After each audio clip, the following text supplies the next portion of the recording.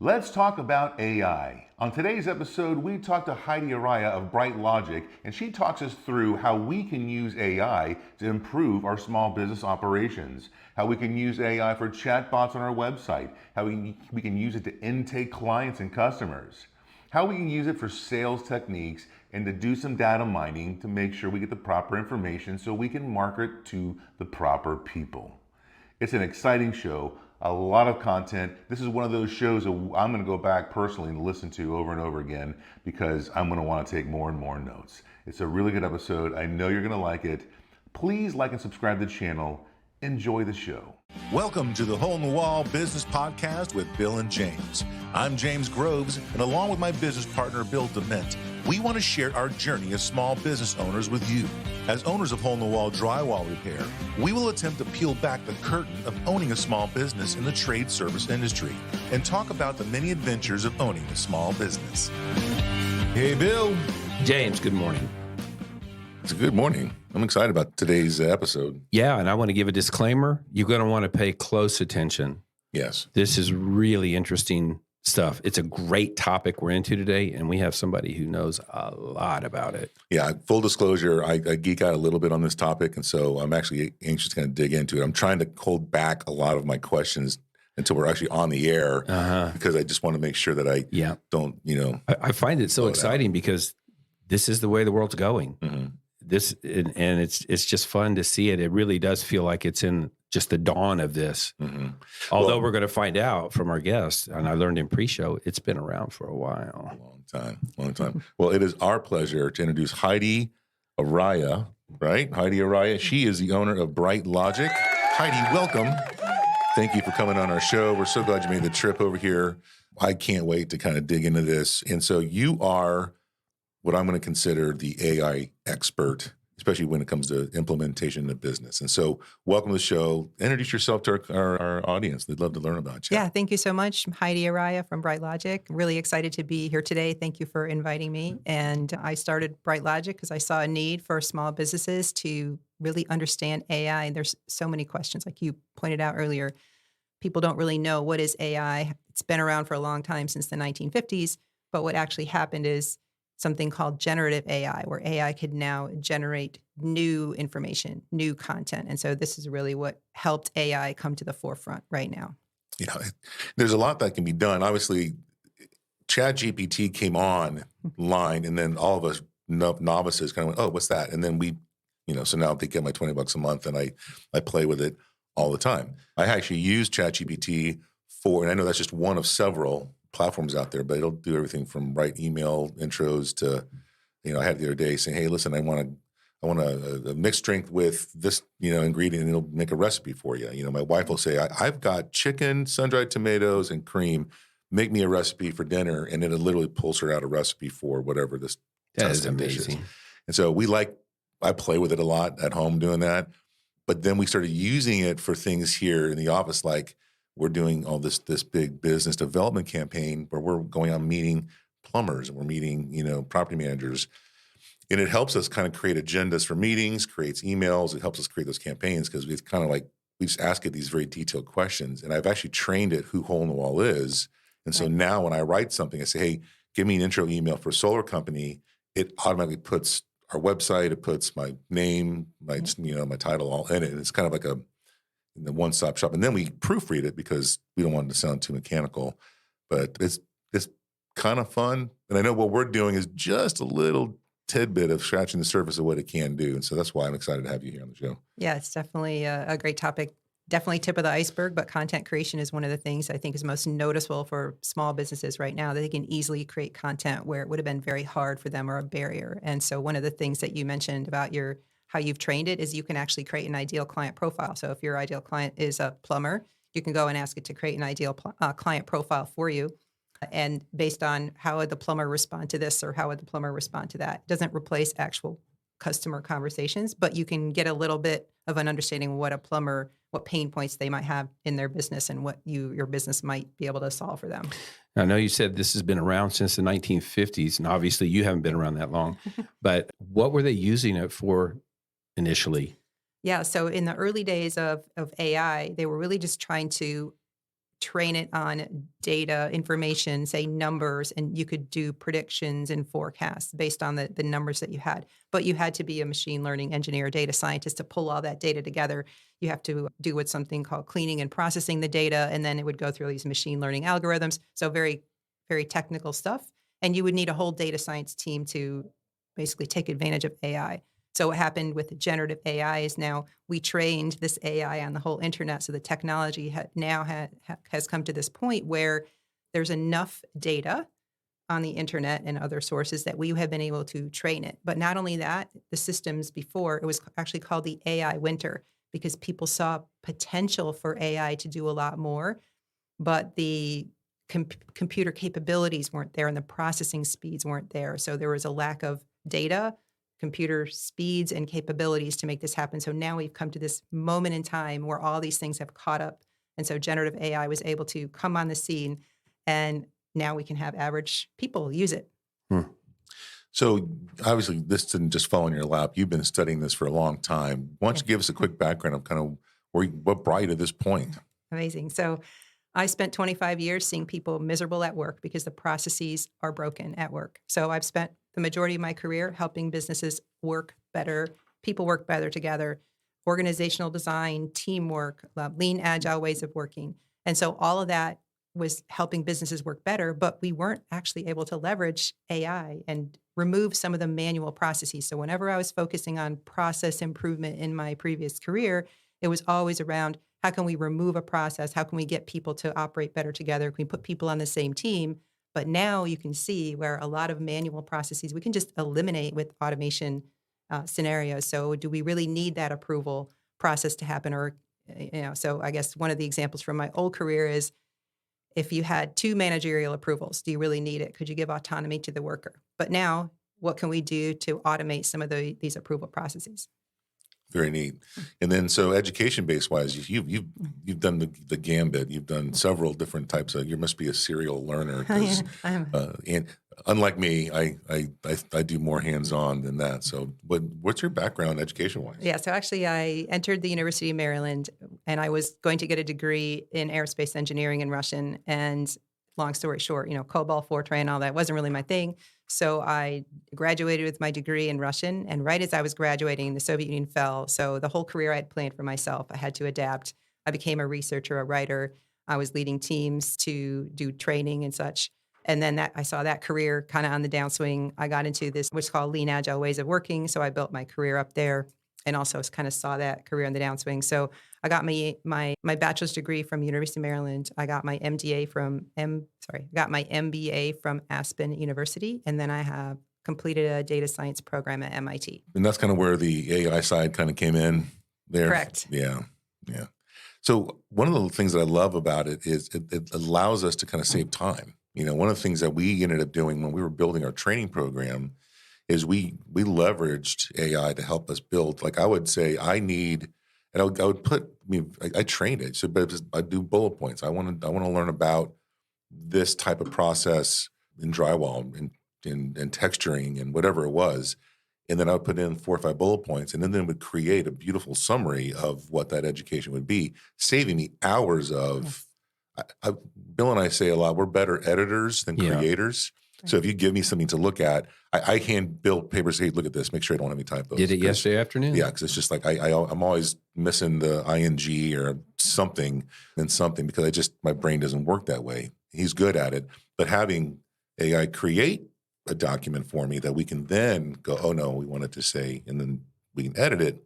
It makes my life easier, but it saves me a ton of time. What are some other ways that you've seen this AI save time for the business owners?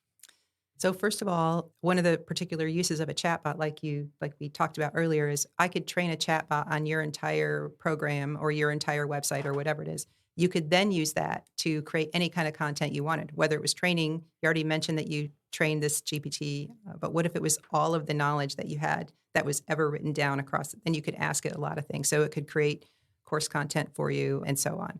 But another thing is you may have your staff answer questions that customers call, and they're just the same questions all the time.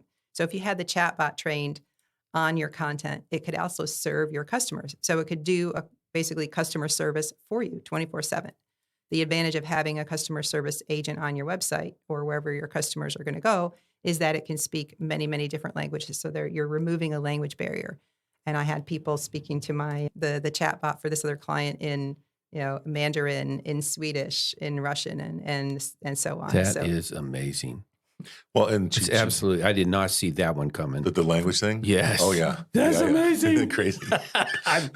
Yeah, because believe it or not, we don't have a lot of multilingual people in our company, so it would be very beneficial. But one of the things you hit on, which I really like, is it's working 24/7. It's always working for you. So when we close up shop at 5:30 here, but someone's got a question, they can go and get all of those questions answered.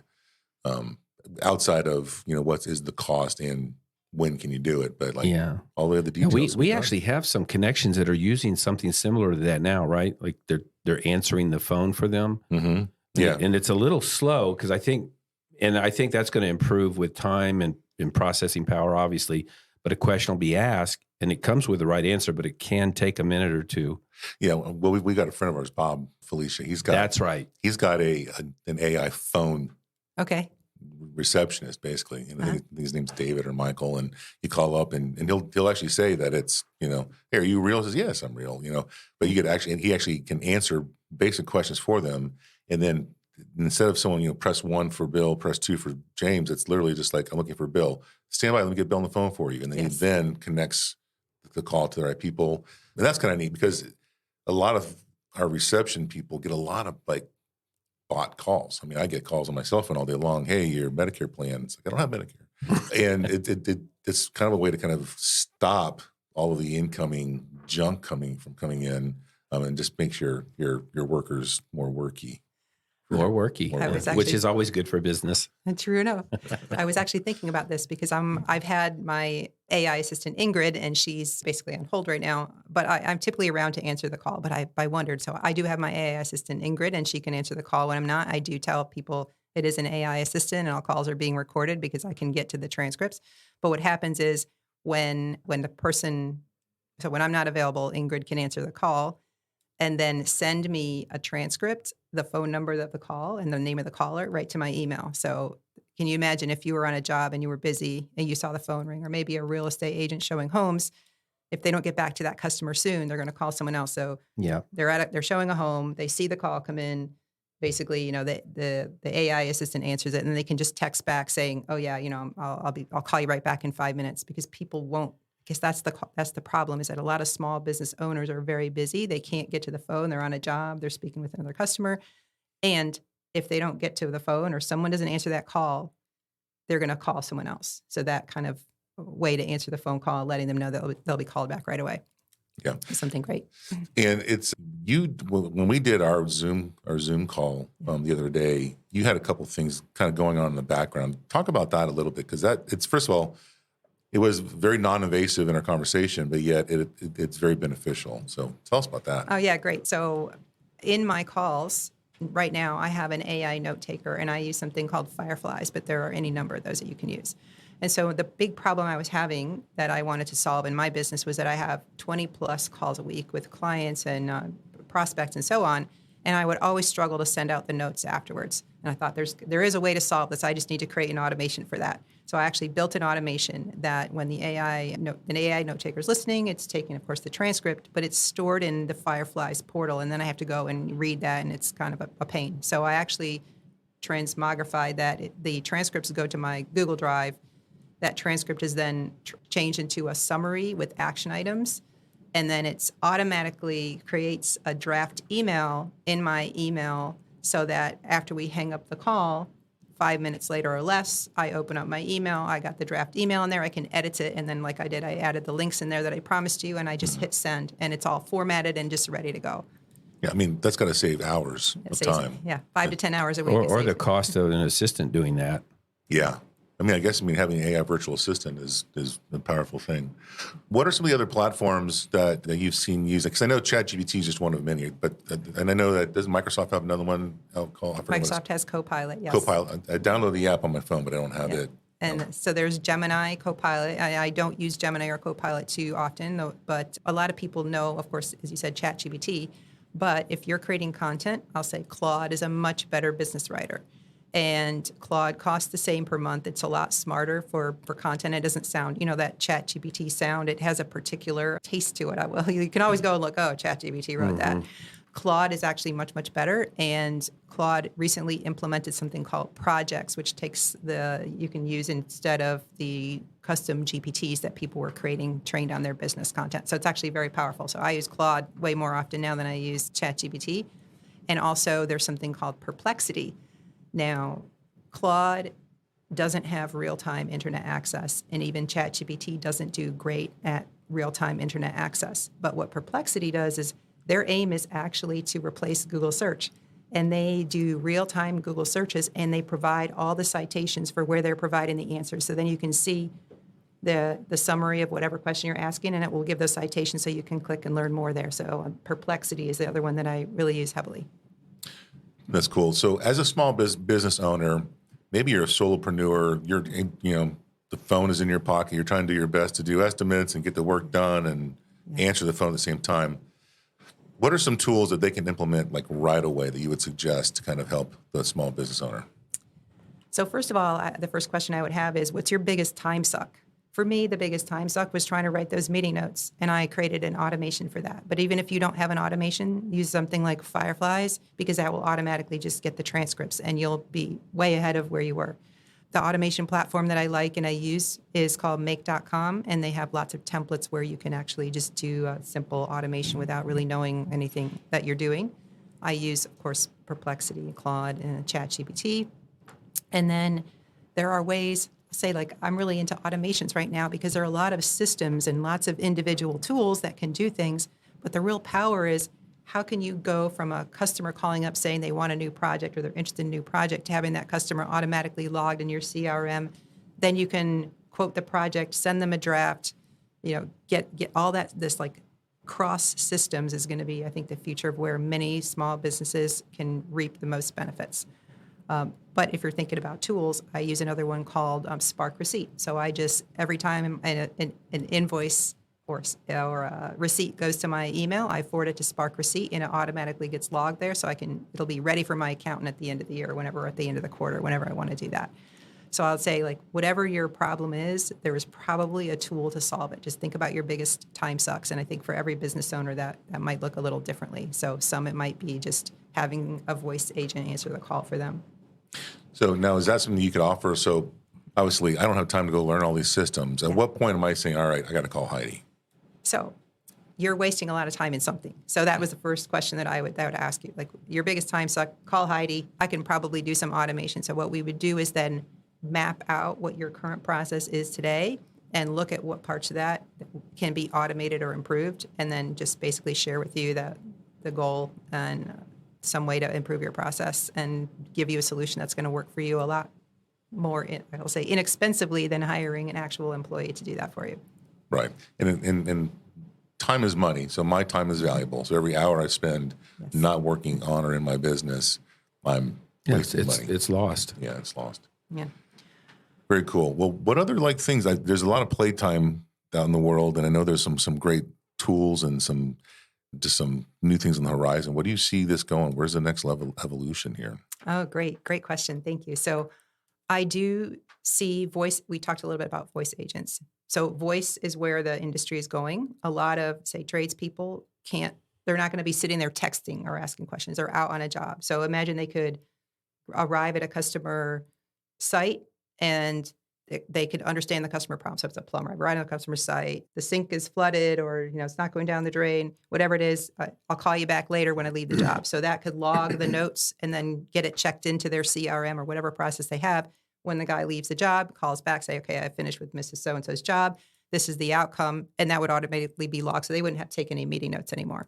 So voice could be huge for a lot of things. There's something called not just AI assistants, but AI agents. And so what AI agents can do is they actually go out and act autonomously based on a set of rules. So one example would be, the most kind of famous example now is that one person built this, I guess, hundreds of AI agents to go out, search the internet for code that was vulnerable to cyber attacks and so on. They're open source code. And then he built these agents to go out and solve those code problems, close the vulnerabilities, and then submit a request to the owner of the code to go ahead and close it. So when he wakes up in the morning, he has 100,000 lines of code. They've done all this stuff. Okay, that's a very technical example, right? But there are other agents now that I think will be very applicable for small business owners, and those are sales and lead and marketing agents. They can go out, find new leads, enrich those leads with content from various sources, and deliver those to your inbox, or actually communicate with those customers as if they were people. And I have a lot of people that are very suspicious about this, but actually AI agents for sales can outperform humans by 5 times. And so you get the qualified leads right into your inbox, ready to be scheduled for humans. So I know there are some people focusing on this that say, if it's a voice, you need permission to do outbound voice AI. But there's some really fascinating use cases for AI and sales and marketing. And so before I pause for a moment and let you chime in, I think the biggest challenge for me and other business owners is we don't want to have AI do everything for us. And so my agency's focus on people first AI. I don't want to remove the human. I don't want businesses to say, I'm going to fire all my salespeople because of this AI stuff. But how can we then leverage AI for good, have it augment our salespeople, and not remove the human from the equation? So those are the things that I think people in businesses, even myself included, as I offer services, will have to find this balance of people first AI. What does that mean? And how can I support business owners and have a thriving community and not just have people want to replace the human, because that's not going to work. So you just grazed against something there, the ethics of using AI. And if a business is doing that, would you want to be upfront with a customer who's coming in the front door and their first contact is an AI contact? I mean, I don't know if it's the Wild West out there or this is. It is. So it is kind of the Wild West. So I even have been on the receiving end of lots of text messages and emails that don't say that they are AI, but I can tell they're AI. And some that are actually upfront about it. So they send an email saying, oh, by the way, this was created by an AI. And so that is exactly what I spoke with my team about. Is I think now a lot of people don't realize that those emails and those text messages they're getting, they sound very personal. They sound like a human. Even, getting text messages, oh, so now you're ghosting me, trying to guilt them. And right now they're not aware that this is AI, but when they are aware, they could be angry and they could feel taken advantage of, because AI it turns out, is also a much better persuader and closer than people on average. And so the ethics is truly part of that. How much do we disclose? When do we disclose? And how much are we going to keep the human in loop as far as our staff and employees? Like, AI should be augmenting them, not trying to replace them. So you touched on something a second ago, because we're in a really big business development mode right now. So we have our staff, they're going out and they're scouring for local plumbers or wherever, right? Solar companies. And then we're creating these intro emails. And then the bottom line is they want to get to where Bill and I can go and talk to you, either have a Zoom meeting or go to their office, have coffee with these people. But it's very time consuming. And so my staff has to do it in between other projects. Yeah. So, but you just said that we can train AI to do the scrubbing for us, engage them with a pre-built template email. Yeah, personalized, and then go out and do those first touches for us. Yes. Okay. I want to unpack that a little bit more, Heidi, because there's something there that I don't think people realize how important that is. We've done a few things now where I'll go to our competitors' email websites, and I'll have AI go in and say, go scrub these email or these websites for vulnerabilities, and how can I use their weaknesses for our strengths? Oh, right. So we'll do that. Now, there's not a ton of competition in our world, but if I can go find, hey, they don't do XYZ as good as we do, then AI will find that and then allow us to then be able to make sure we have a process that's better than that, giving us that differentiator above our competition. Yeah. But there's so many other things out there like that are going to be available to us. Curious. Mm-hmm. I think this is going to be very expensive. I think it's all just technology to hire Heidi's. It just sounds expensive for what it's offering, doesn't it? Yeah. Talk us through the ROI on some of these things. Well, first of all, the ROI could be huge, because think about the amount of time that your staff is spending on trying to go out and find your competitors, find the websites, do that in between their projects. But you've just lost opportunity because it might take you 2 months to do something. So imagine it could be done. I mean, of course, you have to build the automation and you have to say, after that automation is done, it could run automatically and you would have that instantaneously. So you'd be on the forefront of the competition.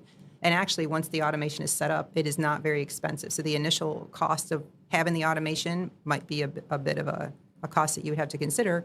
But even so, it's much cheaper than hiring someone to do that work. And then plus, when the automation is set up, running it is very inexpensive because what you're paying for is the accessing the basically the algorithms that you need to do your job. So it is very cheap to run once you're up and going. So let's say you're up and going. Mm-hmm.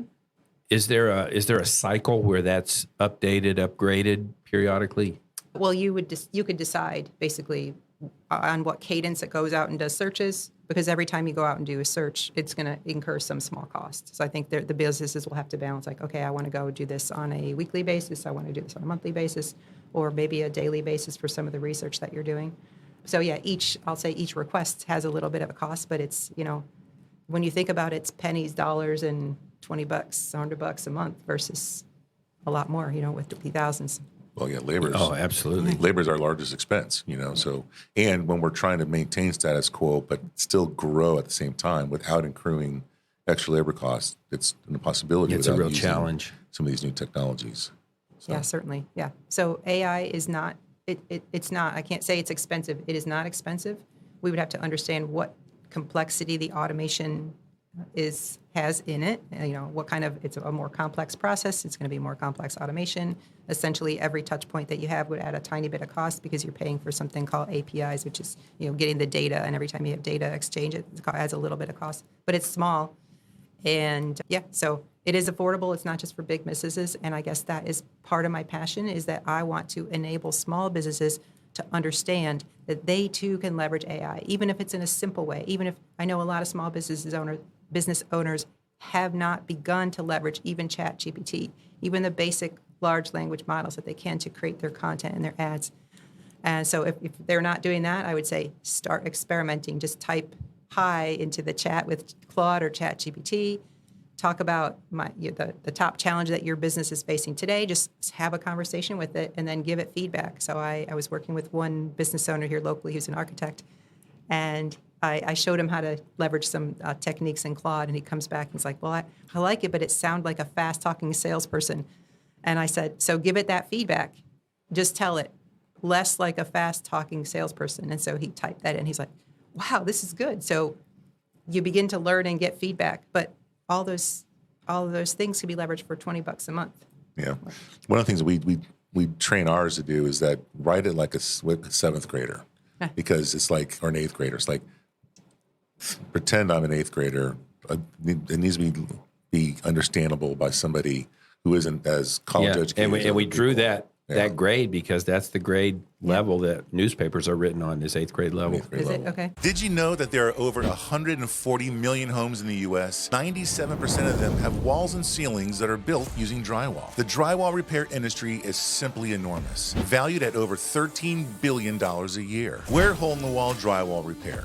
And for years, we have been perfecting the art of repairing drywall, developing and refining our systems, and strengthening our brand. Our business model is simple, scalable, and easy to learn. We believe it's a real game changer. We are successful drywall repair pros who decided to take our repair business to a higher level, growing both our franchise training and support to industry-leading standards. You'll benefit from our vast experience helping your franchise hit the ground running and achieve success quickly. We'll give you access to our marketing team that has created strategic programs designed to get your phone ringing and booking new business fast. Join a fast-growing leader in an exciting dynamic segment of the home service industry by franchising with Hole-in-the-Wall Drywall Repair. Start building your own business and securing your own financial future today.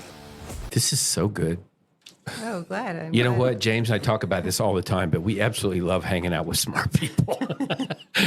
Man, it's just like your brain just goes.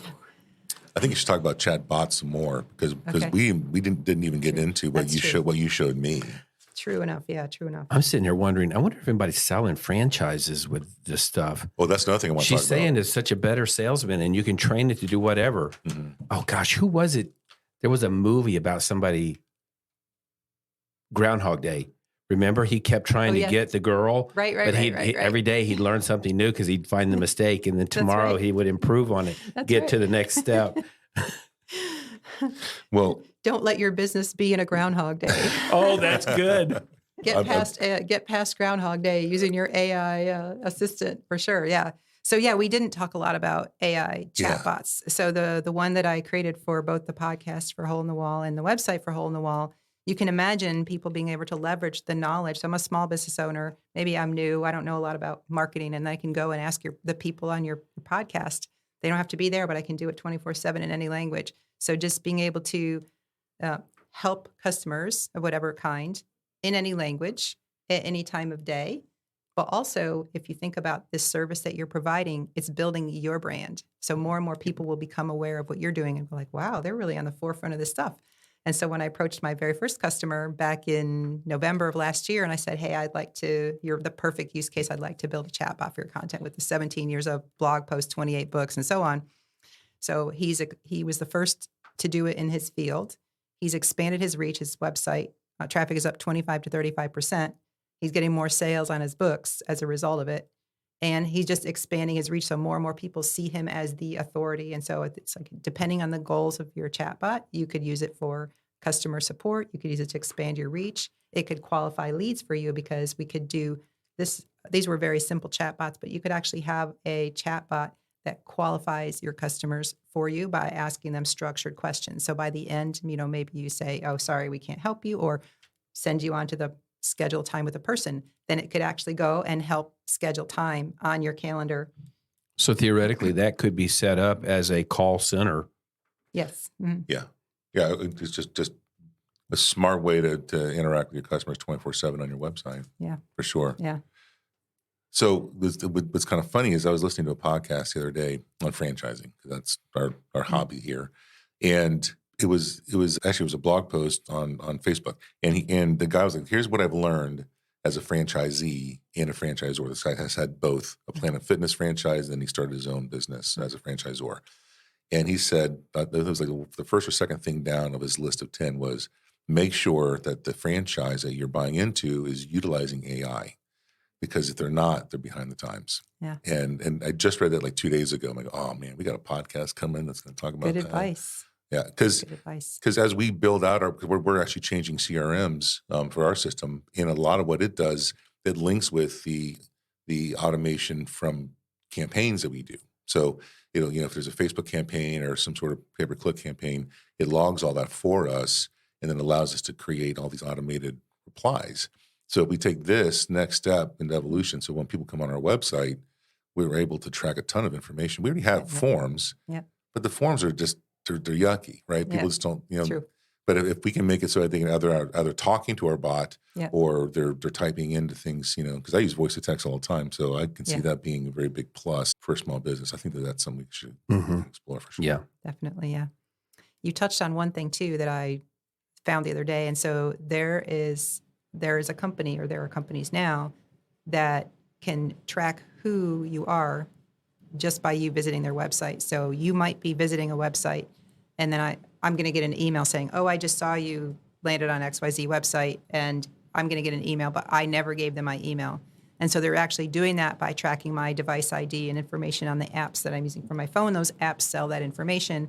And so I think another thing that people have to be concerned about as far as AI is unethical use of AI, or what they want to expose in their visits, to websites and while using your phone. So AI could be used for lots of amazing things, but people are actually using AI for things that not a lot of people may agree with, like capturing my information, sharing it, and then you can receive my, email and send me an email just by me visiting your website. I didn't actually explicitly give you my email address. That's interesting. Because we've done geo-tracking before, but never dug into someone's that's the next step, data. isn't it? Yeah, that's deeper. So what are some of the kind of nefarious things that we should be on the lookout for? You mentioned something off air earlier about, what'd you call them when ChatGPT hallucinations, right? So what are those? Absolutely. So a hallucination is when the LLM, large language model like ChatGPT or Claude or Perplexity, will give you an answer and it seems legitimate, but it's actually wrong. And so I think people, it used to happen a lot more. It's gotten much, much better, but people should never just accept the work that they get from the large language model like ChatGPT or Claude or Perplexity without checking it first. So I still warn people about it could hallucinate. And especially if you type in something like, tell me why an abacus is better than a calculator for computing math, and it might just say, oh, it's better, and it might give you some BS reasons. It's actually not. So just be aware of something called hallucinations. Yeah, but it is answering the question you asked. It is. Why is it better? It is trying to It's answer. not better. Yes. But it's going to make an answer. It's going to try to do its best. And I actually had a client who called me up and she goes, it's being so sleazy. It's not doing what I asked it to do. And I said, no, it's actually not. It's incapable of being sleazy. It's just trying to do the best based on the question you asked. So let's walk through it. And then I said, I actually think you're asking it to do an impossible task at this point. So it just cannot do that, but it's unable to tell you that it can't do that. And so it's getting better with those things. So.